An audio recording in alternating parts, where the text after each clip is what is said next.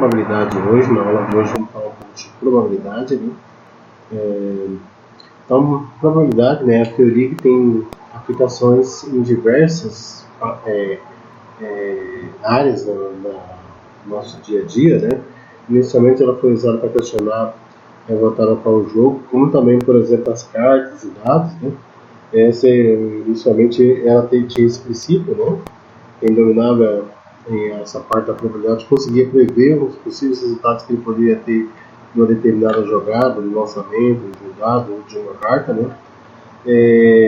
Posteriormente, aplicado esse uso, né? Esse uso é ser aplicado para calcular a probabilidade em vários fatores.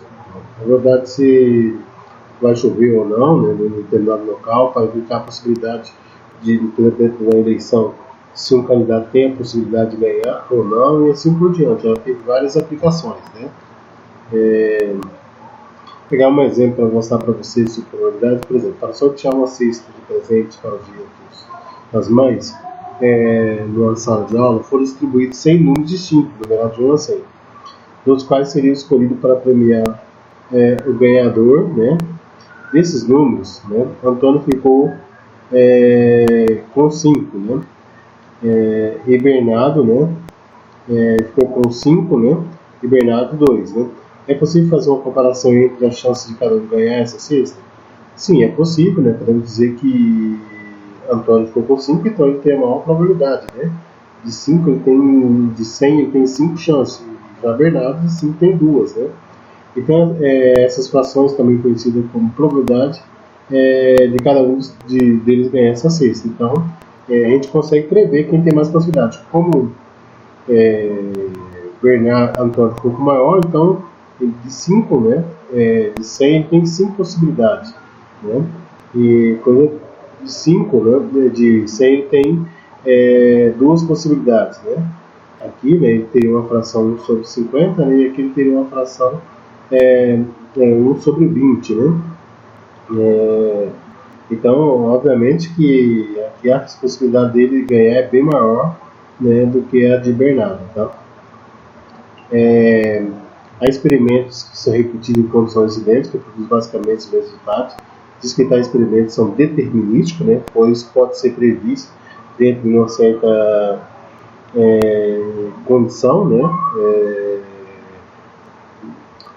Por exemplo, dentro de um período do ano, né, que a gente sabe que é o período, por exemplo, chuvoso, então, se eu falar que qual a probabilidade, por exemplo, de chover uns 5 dias, né, desse período. Né? Então, se for um período que nós chamamos aqui, regulamentos ao contrário do outro, nós chamamos de período verão, né, que é o nosso verão, que é o período que é mais chuvoso, então, um período que a gente vai falar que é determinístico, a gente consegue determinar, prever qual seria esse resultado. Né? Há um experimento das mesmas condições que produz, em geral, os resultados diferentes, dizendo que são experimentos aleatórios, né? Aí ele já é mais pesado. A divisibilidade dessa possibilidade de o resultado estar ligado à existência de várias causas que não podemos controlar nem dominar, né? O nome disso é aleatório, por exemplo, lançamento de um dado, lançamento de uma moeda, são experimentos aleatórios, porque eu não consigo prever se vai ser, por exemplo, o lançamento de uma moeda se vai ser cara ou se vai ser coroa, ou de um dado se a face voltada para cima vai ser 1, ou 2, ou 3, ou 4, ou 5, ou 6. Então é um experimento aleatório. Né? Então a teoria da probabilidade é o ramo da matemática que estuda os experimentos e os fenômenos aleatórios, procurando desenvolver e encontrar modelos matemáticos, né, para tais estudos. Né?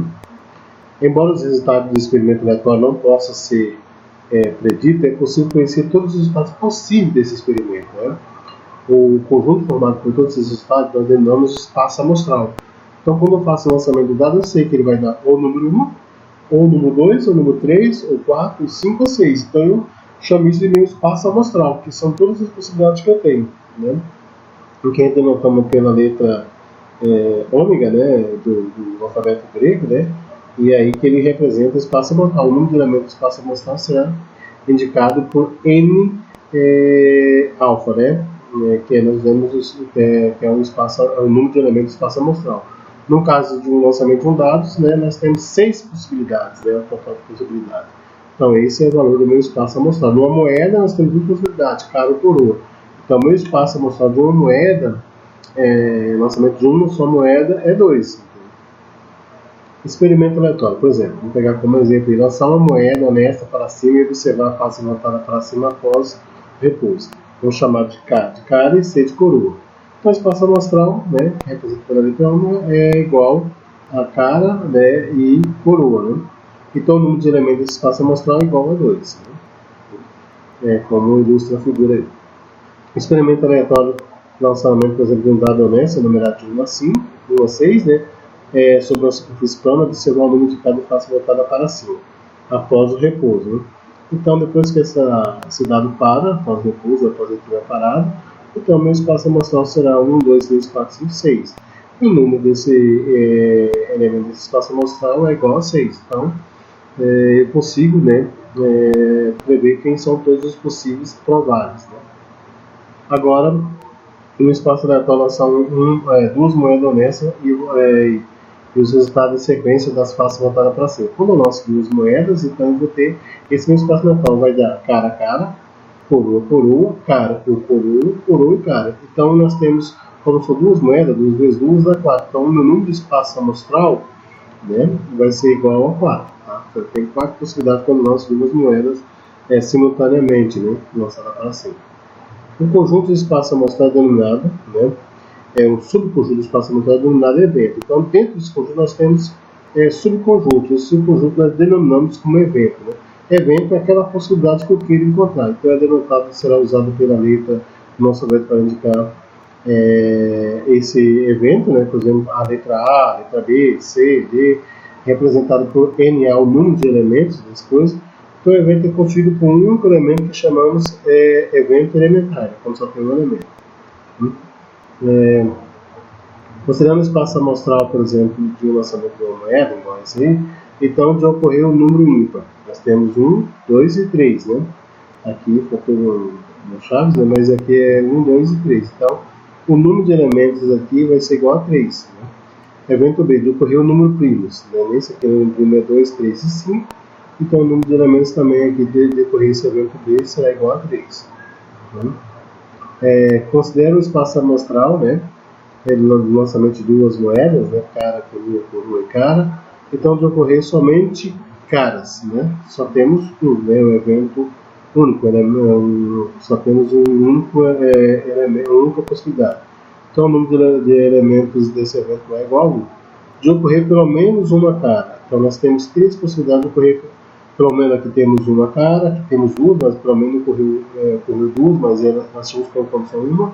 E aqui nós temos uma cara. Então o número de elementos desse evento é igual a 3. Né? Bom, depois que eu conheço quem é meu espaço amostral, sei estabelecer, encontrar quem é meu espaço amostral e encontrar quem é o evento, né, de uma determinada situação de um experimento aleatório, eu consigo calcular a probabilidade. Essa probabilidade é dada dessa forma aqui. A probabilidade de ocorrer esse evento é o número de casos favoráveis dividido pelo número de casos prováveis. Né? NA é o número de casos favoráveis e N-alfa, né, aqui é o número de casos possíveis. Então eu tenho um total de casos possíveis e os casos que eu quero ou que eu desejo que eu coloque, que são favoráveis. Né? Então, um experimento aleatório finito, né, equiprovável, considera que o número de elementos do espaço amostral é NS, é um evento, né, A, tem um número de elementos dado por NA. Definição a probabilidade de ocorrer esse evento A como sendo a razão entre o número de casos favoráveis e, em outras palavras, é o número de elementos do evento de número de casos prováveis, que é o número de elementos do espaço amostral. Então, só basta aplicar essa forma. Então, olha, jogando-se um dado honesto de 6 faces numeradas de 1 a 6, lê-se o número da face voltada para cima. Então, meu espaço amostral é esse, né, de 1 até 6. Então, qual a probabilidade de ocorrer o número 1? Então, esses são o que eu quero, que eu almejo encontrar, né, que é o meu favorável, né, e esse aqui é o meu provável, né, todos os coisas. Então, 1 sobre 6. Então, esse é a minha probabilidade. Só se eu quisesse achar em decimal, basta dividir e multiplicar, ou então se eu achar em decimal, multiplicar para você encontrar em porcentagem. Ficou aqui.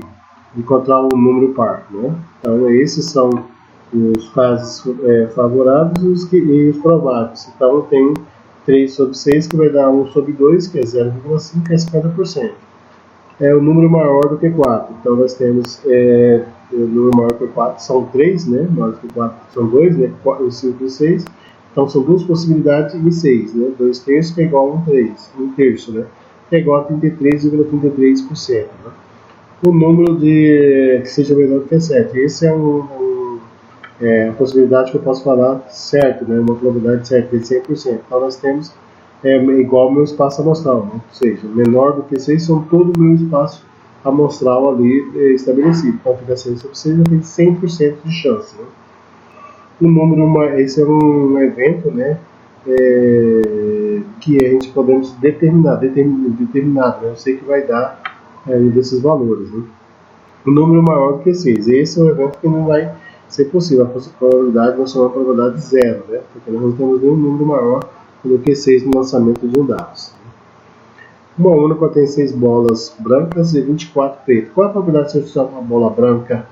Uma bola branca ali. Então nós temos no espaço amostral é 30, que são 24 bolas pretas e 6 brancas, então são 30 no espaço amostral. E o número de bola branca aqui é igual, só mudando aqui o número de bolas brancas, ela vai ser igual, deixa eu só corrigir aqui, o número de bolas brancas aqui seria igual a 6, né? Porque ele quer obter isso, então, que é igual, corresponde a 20%, né? Então isso aqui equivale a 20%. Tá? No sorteio de um número de 1 a 25, qual a probabilidade de ser sorteado um número múltiplo de 3? Então, para isso eu tenho que descobrir quem são todos os números múltiplos de 3. Né? 3, 6, 9, 12, 15, né? 18, 21, 24. Então eu tenho 8 números que são múltiplos. Então o número de meus possíveis, né? Equiprovável e dividido pelo número de meus possíveis, que é 25. 8 dividido por 25 é igual a 0,32. Então eu tenho 32% de chance de obter isso, de ocorrer esse evento que seja múltiplo de 3. Né? Em um único sorteio, um evento em números naturais de 1 a 200, qual a probabilidade de sorteio sair um número que seja múltiplo de 7? Bom, então todos os possíveis números sair de 1 a 200, então tem 200 possibilidades. Mas, como eu encontrei esse 8 aqui, que é o número de múltiplos de 7. Bom, 7 vai ser de 7 7, 7, 14, 21, né? Aqui é 28, pessoal. Só um pouquinho aqui, mudando aqui. Vou só voltar aqui. Aqui é igual a 28, faltou 8 aqui, 2. Tá? Então aqui eu tenho 28, né? É meu número de possibilidades. Então eu posso usar a forma da progressão aritmética, da PA, né? Então que é n igual a 1, né, mais n menos 1 vezes r. Né? Como eu sei que o meu último divisor é 196, como que eu descubro isso aqui? De maneira geral, você pode fazer isso aqui de maneira bem tranquila. 20 dividido por 200 por 7 dá 28 e alguns quebrados. Então você vai pegar só a parte que é o último número, então vai ser o último número que coisa. Então você já consegue também achar por isso aqui. Ou então você vem lá e verifica, né? 200 dividido por 7 não dá, você vai por 199 dividido por 7. Aqui eu segui que o último número é 196. Então eu tenho 196, para mim achar com certeza que o meu primeiro número é 7, né? Mas, como eu sei que eu não sei esse valor aqui que eu quero encontrar no meu N, a minha razão eu sei que é 7, vou usar isso aqui, ó. 196 menos 7 é igual a 7n menos 7, né? Esse 7 passa para cá somando, né? Então eu vou ter 196 menos 7 mais 7 é igual a 7n. Isso aqui 7n vai ser igual a 196. N vai ser igual a 196 dividido por 7, que equivale a 28. Então eu sei que meu N é 28. Então eu tenho 28 números que são divisíveis, que são múltiplos, né, de 7. Né? Então, aí, então 28 dividido por 200 dá 0,14, que é aproximadamente 14%, né, que é o caso da letra A. Outro exemplo aqui, né, para além do conceito de probabilidade, né, usando só a forma de probabilidade de eventos possíveis e eventos favoráveis. Então, para ter uma ideia do perfil do candidato do curso de odontologia vestibular, 600 candidatos a esse curso foram selecionados ao acesso a entrevistados, sendo que esses 260 eram homens. Descobriu que 140 desses homens, descobriu que 140 desses homens, 100 dessas mulheres entrevistadas, estavam cursando curso por em outra instituição. Se um dos 600 estudantes entrevistados fosse selecionado ao acaso, qual a probabilidade dela ser uma mulher no momento da entrevista não estava cursando ensino superior? Então, o que eu já sei que o total de homens é 260, total é 260. Eu criei essa tabela, estudante, cursando, que já estava cursando outro curso e não cursando, né? Então, homens e mulheres. Eu sei que de homens eu tenho 260, desses 270 eu sei que 140 já estavam cursando, então sobra 120 que não estavam cursando. Das mulheres eu sei que 100 estavam cursando, como eu já sei que 260 são homens, então basta diminuir dos 600, né, menos 270, eu falo que eu tenho 340 mulheres. Das 240 mulheres, 100 já estão cursando, né, então sobra 240 para não estar estudando. Ele quer saber justamente se for escolher uma mulher, aí das que não estão cursando. Então tem 240 dividido por 600, que é igual a 0,4. Agora nós sabemos, esses são exemplos de cálculo de probabilidade. Nós temos cálculo de probabilidade que é auxiliado pela análise combinatória. Vou mostrar algum exemplo para vocês. Por exemplo, uma probabilidade honesta lançada em uma sequência, seis vezes em sequência, e são notadas fácil notada para cima. Determina a probabilidade de ocorrer 2 caras e 4 coroas. Então, para mim saber também qual que é o meu espaço amostral aqui, como as moedas são cara e coroa, então são 6 possibilidades, isso aqui vai ser igual a 64. Então, meu espaço amostral tem 64 possibilidades. Claro que não dá para eu colocar aqui todas elas, né, escrever todo o meu espaço amostral, porque ele é bem grande, mas posso construir um diagrama de ar. Agora, ele quer saber 2 caras e 2 caras que eu posso usar aqui a parte de permutação para me calcular, porque são 6, eu tenho 6 possibilidades, né, no total 6 lançamentos. Desses 6 lançamentos, 4 vão ser de coroa e 2 vão ser de cara, vão se repetir. Então, 720, que é a permutação de 6, dividido pela permutação de 4, que é 24 vezes 2. Isso aqui vai dar 720 dividido por 48, né, que é igual a 15. Então, o meu evento é 15 dividido por 64, que vai dar aproximadamente 0,23. Né? Essa é a minha possibilidade, utilizando, por exemplo, a parte de análise combinatória para resolver situações.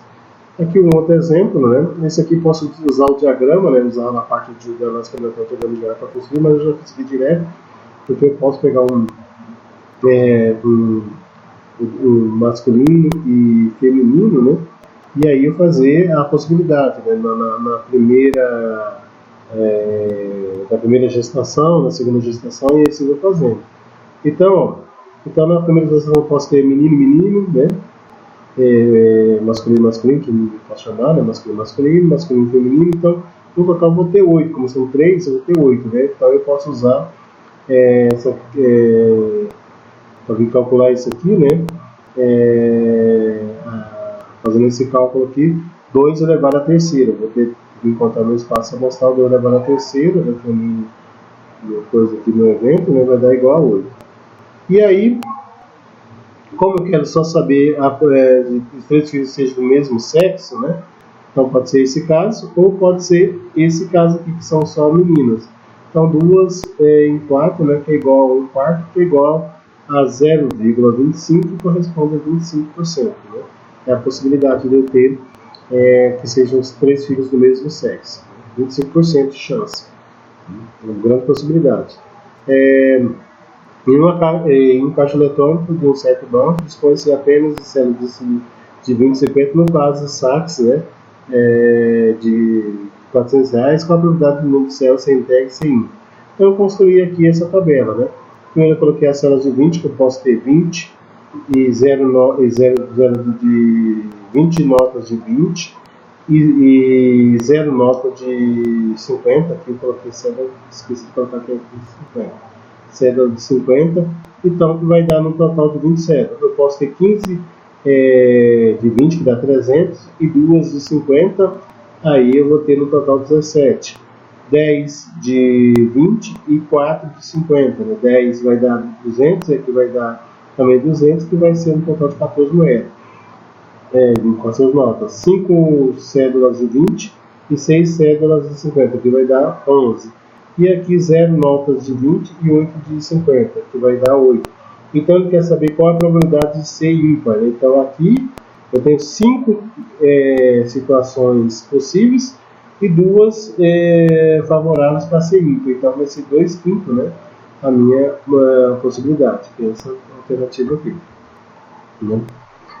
Aí numa loteria sendo sorteado número distinto entre números possíveis, né? Sorteia 3 números distintos entre 2 números possíveis. Para uma aposta de 3 números, qual é a probabilidade de acerto? Então o meu espaço mental será construído uma combinação de 12 elementos tomados em 3 3. Então estou utilizando a combinação, que vai dar 220. Então numa só, para mim, quando eu quero saber uma aposta em 3 números, então eu tenho uma possibilidade de 220. Seria essa a minha coisa. Então eu utilizei a minha análise combinatória, combinação, para me encontrar o meu espaço amostral. E aí, como eu tenho uma só, quero fazer um único sorteio, né? Uma única aposta vai ser 1 em 220. Agora, se eu apostar 3 números, né, e custa 12 reais, quanto deveria custar uma aposta com 5 números? Então, uma aposta obtendo 5 números vai ser combinação de 5, né, tomar 3 a 3, né? E aí vai ter 10, né? Então vou ter aqui na combinação 10 possibilidades, como vale 2, né? Eu vou gastar 20 reais. Então eu vou gastar 20 reais para fazer essas 10 apostas. Aí nós temos algumas propriedades da propriedades, né? Um evento que possui nomes especiais é evento certo, quando o meu evento é igual ao meu espaço amostral, então é possível 100%. Evento impossível quando se trata de que a minha probabilidade é 0, né, quando calcular isso não tem essa probabilidade. Evento complementar, quando são 2 eventos distintos, né, um complementa o outro, né, e o número de elementos depois é dado por o número do meu espaço amostral menos o meu número de A, então é esse que complementa o outro, né. E aí nós temos a união de espaço amostral, né. Para mim trabalhar com a probabilidade de união de espaço amostral, temos o exemplo a esse aqui, né? É o número numerado de 1 a 10, esse é meu espaço amostral. Aí ocorreu um número múltiplo de 2, ocorreu um número múltiplo de 3 e ocorreu um número de 2 e de 3. Então a gente precisa saber diferenciar quem que é esse E e quem que é esse O. Esse E é a intersecção que está nos dois, o que pode estar nesse ou pode estar nesse. Então, quando eu falo em união de eventos, né? A gente vai lembrar lá da teoria de conjuntos, né? Quando eu tenho um número de união de um evento A com o evento B, ela sempre é dada por essa forma, né? Número de eventos A mais número de eventos B menos o número do evento da intersecção entre A e B. Então eu obtenho a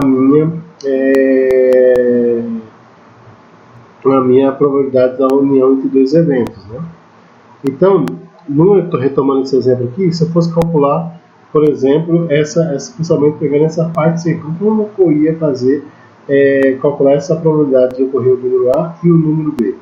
Então, eu teria que calcular a minha probabilidade da união de A com B, ela seria dada pela probabilidade de ocorrer primeiro o evento A, que é ser múltiplos, vou colocar aqui, ser múltiplo de 2, nós temos 1, 2, 3, 4, 5, então seria 5 em 10, né? Mais a minha probabilidade de ocorrer os múltiplos de B, que no caso aqui são 3 em 10, menos a minha probabilidade da intersecção, né? que no caso seria só isso aqui, menos 1 em 10. E aí só basta somar isso aqui, né? Daria 8 menos 1, daria 7 em 10. Então eu teria uma possibilidade de 70% de ocorrer isso, né? Essa situação, retomando a situação, isso seria a probabilidade de união de dois eventos, né?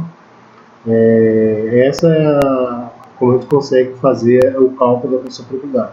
Vou colocar aqui só para vocês como que seria a fórmula, né? Probabilidade de união de A com B seria o número de elementos de A dividido pelo número do meu espaço amostral, né?